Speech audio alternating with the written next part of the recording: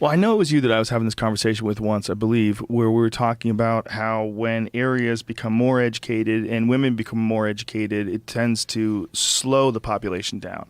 Like people they tend to even worry that if these graphs continue further on, that people in industrialized parts of the world, as you know, they get into the first world, if they do, they'll more likely to have less and less people. Less and less children. Yeah. Fertility goes down with literacy and education with among women. Yeah, and there's so just to kind of map that on to life as you know it here. So women, given all the choices available, educational, economic, and an ability to plan a pregnancy. So here we have women who want to have careers, want to go to college, and they delay pregnancy to the point where they have realized a lot of those aspirations, and so pregnancies come later and later and later, and families get smaller and smaller, and I mean, so virtually no one chooses to have 10 kids in the face of all of this other opportunity that were the things they also want out of life, right? If they can avoid it. If you can't avoid it, well, then you just find yourself with 10 kids, right? Or if you have some religious dogma which says though it's possible to avoid, you shouldn't avoid it because you were put here to have as many kids as possible. But are you allowed to bring that up when you talk about the population crisis? Are you allowed to? I mean, that's a fascinating piece of information. Which population crisis are you thinking of? Because there's a bunch of them, right? There are two different ones. There are two opposite ones, which is China, where they don't let you have girls, or you don't want. Have they lessened that? I think they've relaxed that. I think they've relaxed the one-child policy, but I'm not sure. I remember hearing something about that. And the other one, you would say India? Well, no, I'm United States. No, the other there's an overpopulation crisis in certain countries and disproportionately in the developing world, and there's underpopulation in the developed world. I mean, most of Western Europe is not replacing itself, so you're having these senescent populations who they just have to import. They rely on immigration for just to carry on the functions of society, because they're not at anywhere near replacement rate. The most surprising detail that brings this home is that there are more adult diapers. Now, this is Japan. There are more adult diapers sold in Japan than baby diapers. Now, just think about that, for the implication of that for society, right?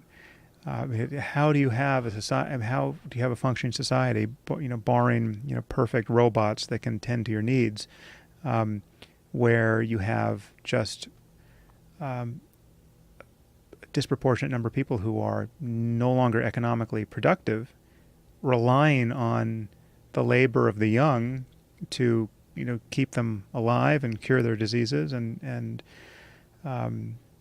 defend them from crime, all that, but the ratio is totally out of whack, right? So we need, like, the world is a giant Ponzi scheme on some level. You need new people to come in to maintain it for the old people, barring apart from having some technology that allows you to do that without people.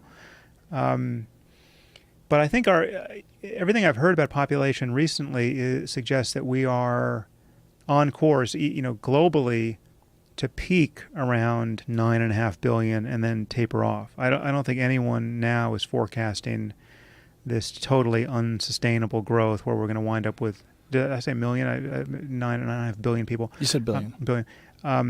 Where we're going to hit something like 20 billion people, right? I don't think anyone, even the most Malthusian people, are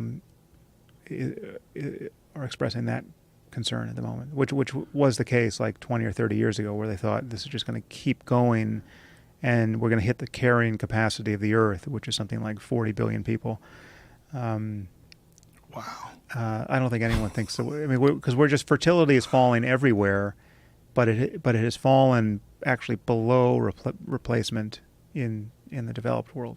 Do you think in our lifetimes, or in our children's lifetime, it's feasible that we figure out a way, in some way, to, I'm not endorsing like taking people's money and giving it to other people, but in some sort of a way to eliminate poverty. Is that even possible? Well, Is yeah. it ever going to be Well, yeah. possible to completely eliminate poverty worldwide and within like a lifetime?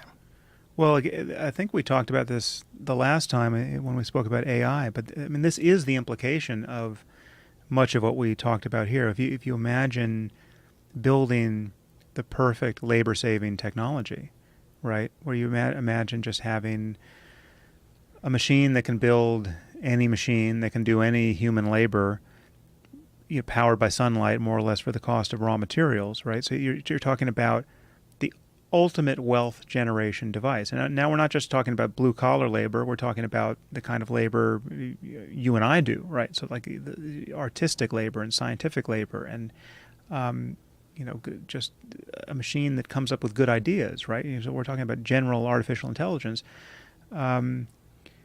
This, if in the right political and economic system, this would just cancel any need for people to have to work to survive, right? It just would be, there'd be enough of everything to go around. And then the question would be, do we have the right political and economic system where we actually could spread that wealth? Or would we just find ourselves in some kind of horrendous arms race and a situation of wealth inequality unlike any we've ever seen?